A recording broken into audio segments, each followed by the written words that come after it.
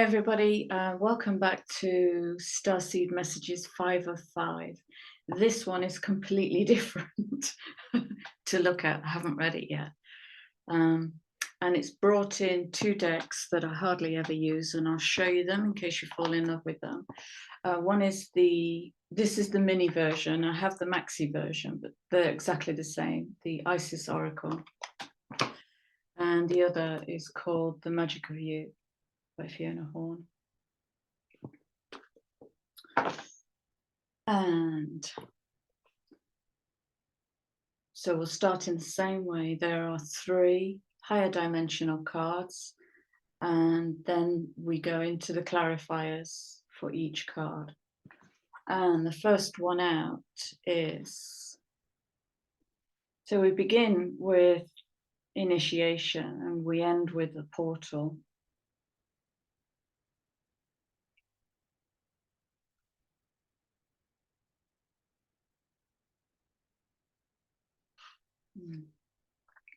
Doors are opening, you decide. Rewards, and this is the wild card.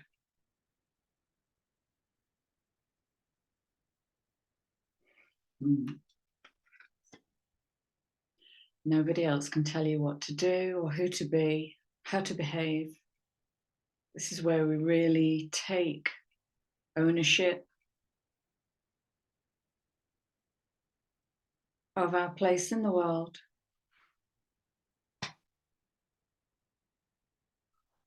And that is being supported, ascendant and the entrance.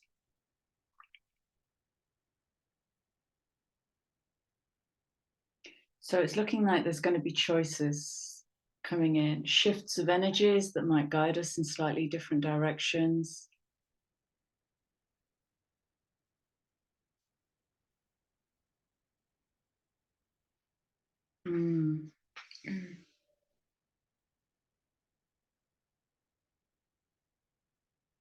I'm getting a kind of North Node destiny point activation. So this will be related to your personal path, and it will also relate to the collective. This is alignment. We are aligning, and everybody will align in different ways depending on where you are on your path. Okay, so portal, entrance, ascendant, entrance. That is being supported with, so this card is called Divine Sisterhood. Letting the divine feminine nourish you now into new relationships, collaborations, community, and friendships is very wise. So was it the last reading where we had the House of Partnership and Relationship both come in?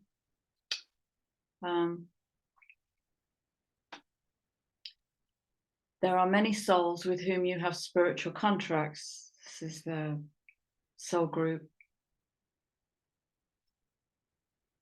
Decided upon before you were born, who wish to help you and who can help as you grow together in peace, light, and wisdom. So this is speaking to entering into new relationships, maybe in a different way, maybe in a more mature, grown-up way, where it isn't about the shutting out and the self-protection, where it's more about the opening up and the experiencing at a much deeper level. 2 can harness light much better than 1. It's amplification. It's the power of collaboration. So yeah, I think these doors opening are going to be literal and physical doors opening, opportunities coming in. And it's going to call for some discernment and decisive action of who do I want to be in this. Again, Aquarius wants to know, what is our place in the group? Who do I want to be in this? Who have I always been? How's that worked out for me? Who do I want to be? What does that feel like? Does that utterly terrify me? Go for that one. And Those cards are being supported.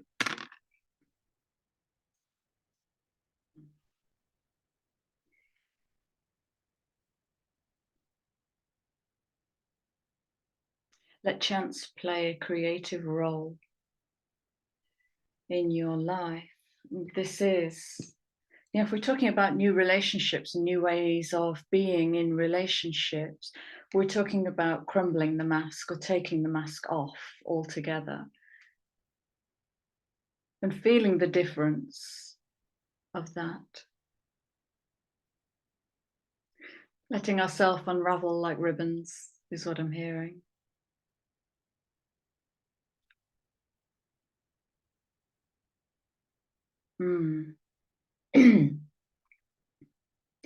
And I'm noticing that as I bring my awareness to this crumbling facade, I am really curious about what's behind here. And where do we communicate that to ourselves? Or where is the standard language, they'll judge me? And can we replace that with, what's it going to be like for me when they get curious about this mask coming off? It's a kinder message, much kinder to the self. Yeah, absolutely. Unfurling like ribbons or petals. Oh, look at this, stripped right back in this beautiful protective bubble. Let love grow. 14.5 wants to express itself freely in every single way possible for the experience. 14.5 wants the experience. It wants to communicate that experience.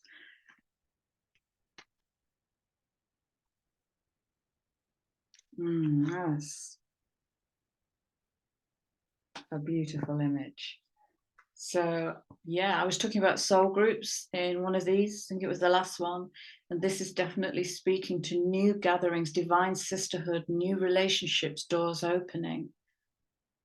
And again, there's no rush. This is going to happen today. This is going to happen in phased activations. Depends where we are on our path. And I sense this is leading into the spring equinox. Okay, so we move on. And the next card is talking about sacred inner space. Where can I just become?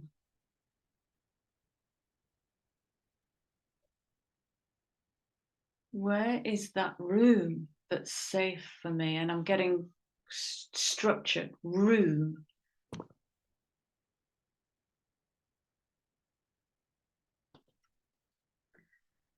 Oh, sacral chakra, interesting. Sacred inner space, sacral chakra, tenderness and sensuality. Ooh, right, that begins to make sense.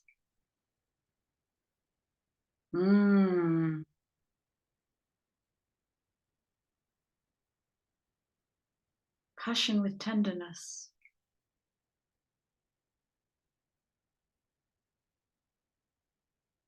Oh, the slow opening of the vulnerable rose is what I'm seeing, but it isn't a rose, it's like a camellia. Big flower.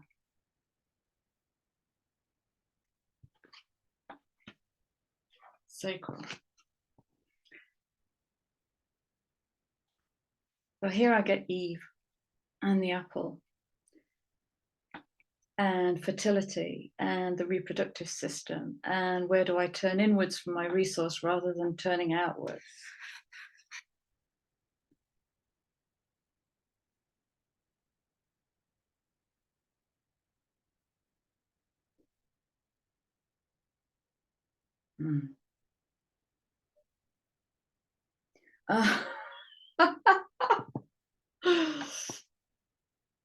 I'm giggling because I've just read the next card.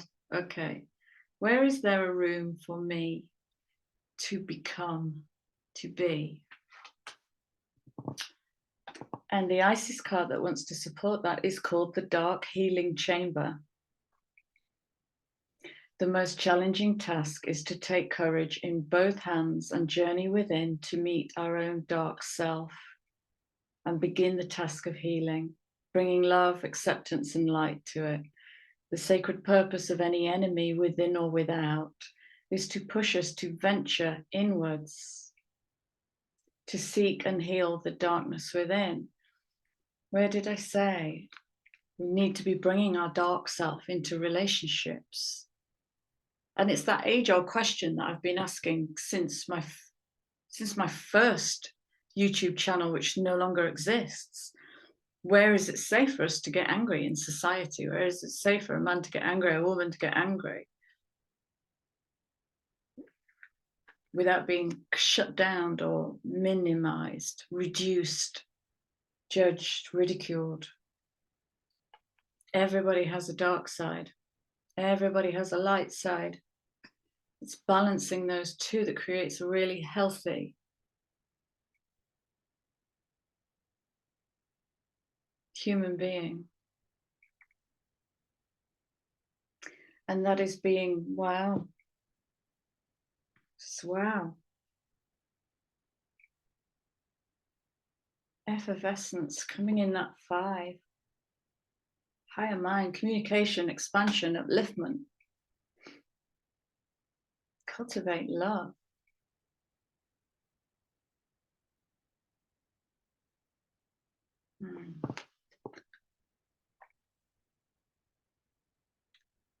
And I want to link that to this doors opening, and perhaps the narrative might be in this conflict. What door can I open to love?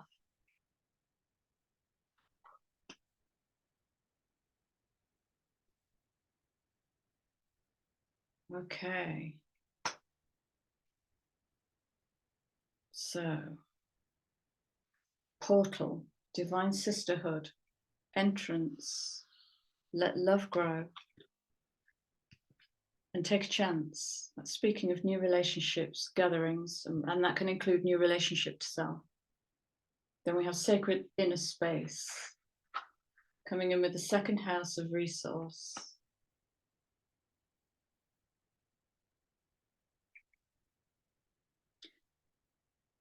The dark healing chamber, and cultivate love.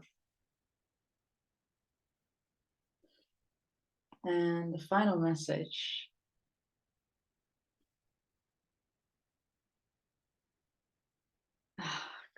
Of course. So this is the final pulling in.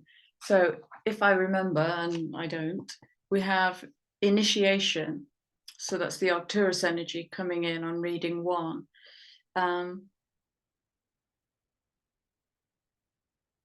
No, it came in on reading 2. Then we have the light codes coming in, and then the rest stop, and then Arcturian cellular healing. And this is now pulling it all right in. If you think of Metatron's cube, Earth star is the chakra point beneath the feet in the earth. So it's pulling those codes right in. Anchoring, grounded action, Isis energy. That's why I brought the Isis deck in.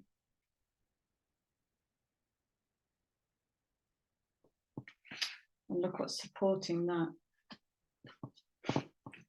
Is anybody counting how many times this card has been out? I promise.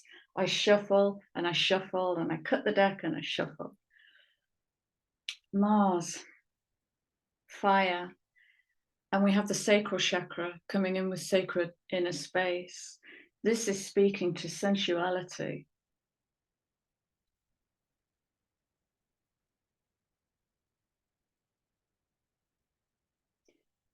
Okay, yeah. So Mars, currently retrograde in Gemini, is supported by Mother of Life. When life seems dry, depleted, filled with repetitive tasks, or simply stagnant and stifled, Isis, Mother of Life, holds the ability to revive even the most numb, resistant, and difficult circumstances in your life. She calls to you now, seeking to bestow gifts of life upon you. Be bold and brave. Open your arms and receive. And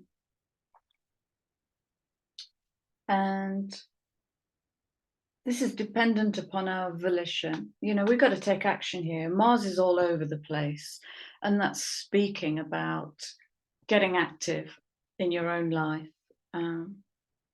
So so it's bringing the parts of us that have been projecting out there for answers back home and in. Where is there a sacred room? What's in here? So if we're talking about gifts of life, then we are definitely talking about the seed. And we are definitely talking about the womb space, the sacral chakra, the cauldron. I stopped myself from saying coven there, but I'll bring that in because it was there. The coven.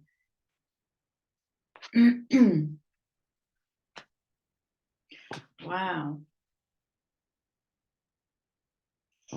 And supporting that, we have, dark healing chamber, make peace with your past. And what I've been witnessing is there's a real kind of going under the surface coming through. Probably the last 7 or 8 days I've been witnessing it. And it's this realization, it's kind of the exposure. Yeah, sorry, it came in after the Sag new moon, which felt like an eclipse. It's kind of exposure of a truth that's been right under our nose.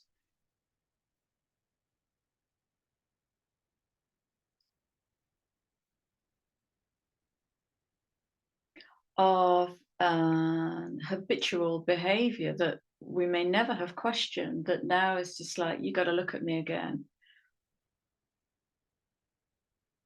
And there's this beautiful clarity coming through of folk seeing their part in it, seeing the choices they made rather than the energy that they felt was imposed upon them. So it's a dissolving of powerlessness.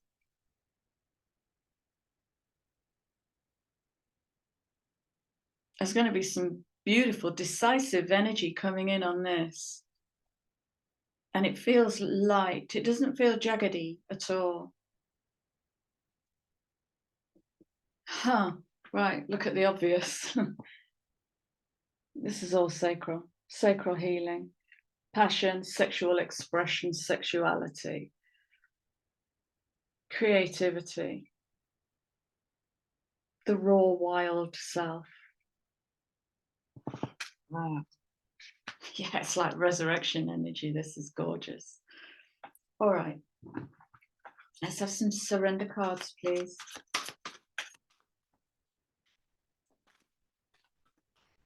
What can we surrender to? Thank you. Yeah.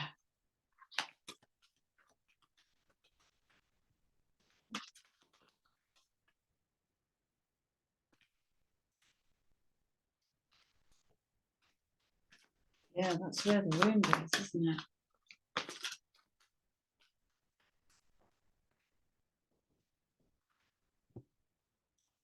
Oh gosh. Oh gosh.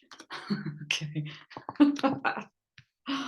Oh, I have to laugh. I'm sorry. I have to laugh. All right. Who was out first? You were out first.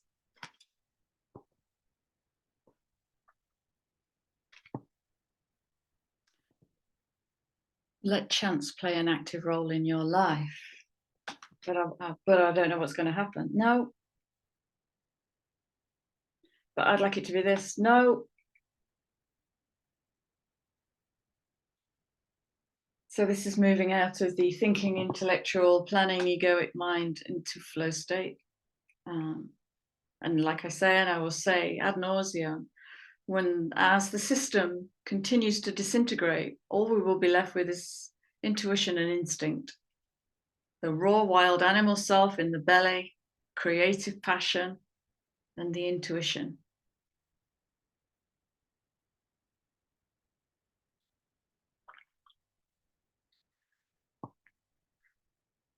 but it's our attachment to results that has kept us small in some kind of way.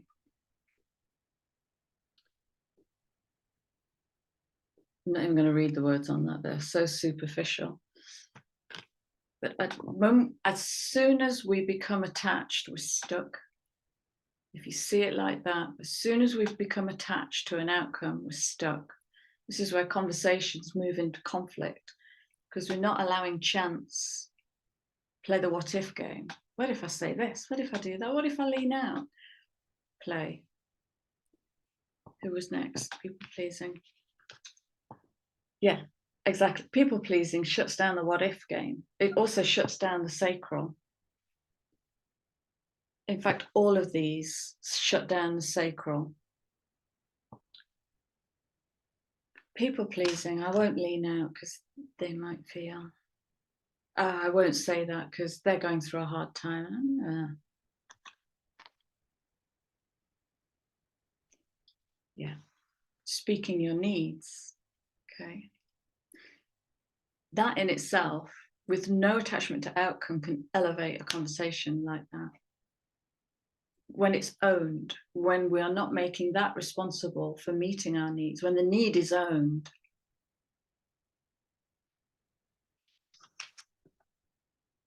That's sacral. Sacral and base, but sacral. Fear of intimacy.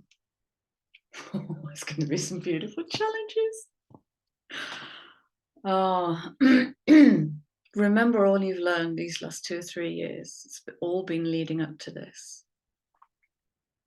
It's about being ready to let love in.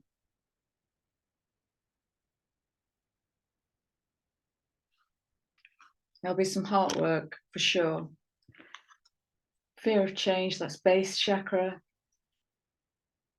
Change will challenge security. We perceive it challenges our security. So maybe do some base chakra work. Beautiful colors. Solar plexus as well. Well, it goes through the bottom 3 chakras, doesn't it?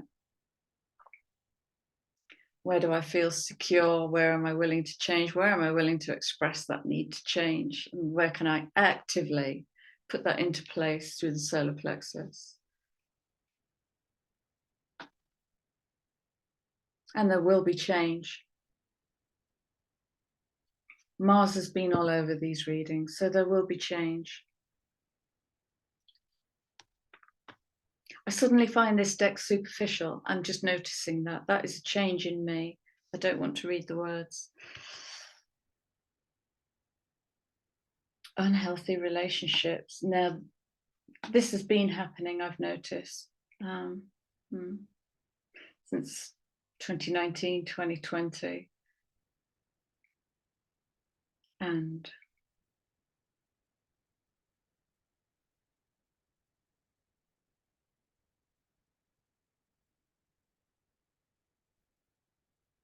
so much I could speak into with this.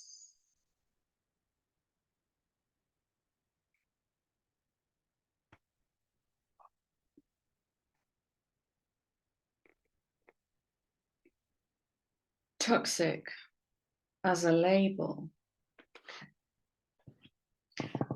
For us to label something or someone toxic from a place of passion and drive and meaning, where we really mean it, it's got to somewhere be in us. And so if we have an encounter with somebody that we might label toxic,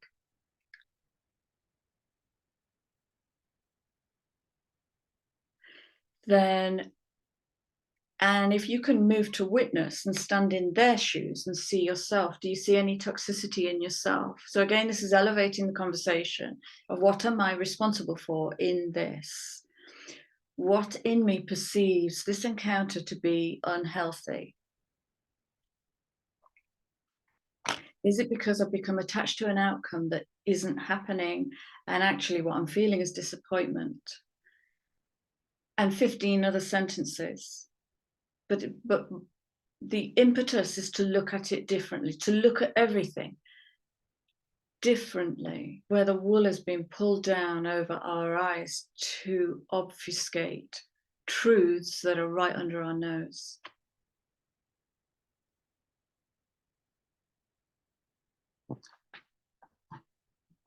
Okay, that's a lot of surrendering. Fear of intimacy, people pleasing, attachment to result, fear of change, relationships. What does all of that say? Relationships are happening. Okay.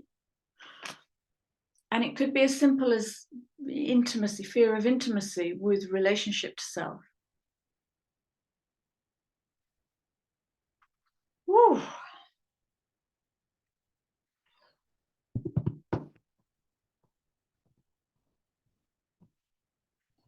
Okay. And if I've got my timings right, it should be Christmas Eve today. I'm not filming this on Christmas Eve. Shh, this is one I made earlier. So this could literally be speaking to the Christmas dinner table. Happy Christmas Eve. All right, let's close this off, please. Final message, please.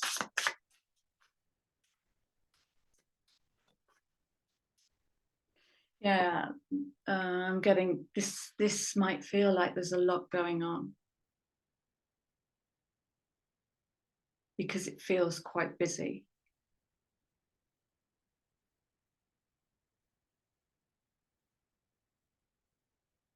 And find that. And that might just be moving into silence.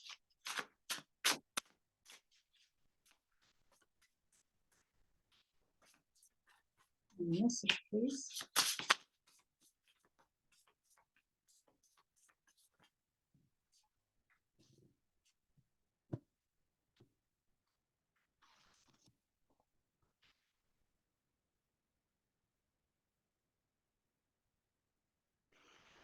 Waking up to the truth is what I get with this. Loud and clear.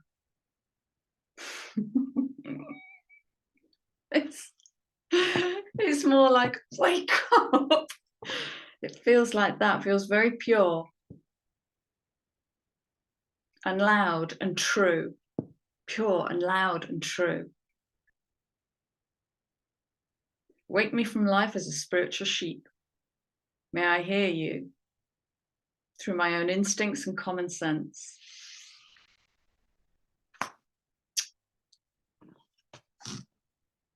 Okay, my lovelies, that is it. I am Oski. And I will probably do a Christmas Day message, Queen's speech, lol. Yeah, I might do that. I might do that next. That's it, I'm off. Thank you in advance for all your love. Just thanks, it's great to have you here. Take care, I'll see you soon.